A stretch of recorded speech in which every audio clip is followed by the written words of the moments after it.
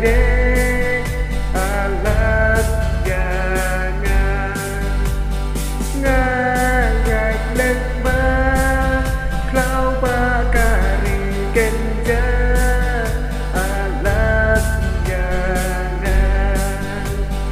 jing duka sayo dan ruki jing mas putrai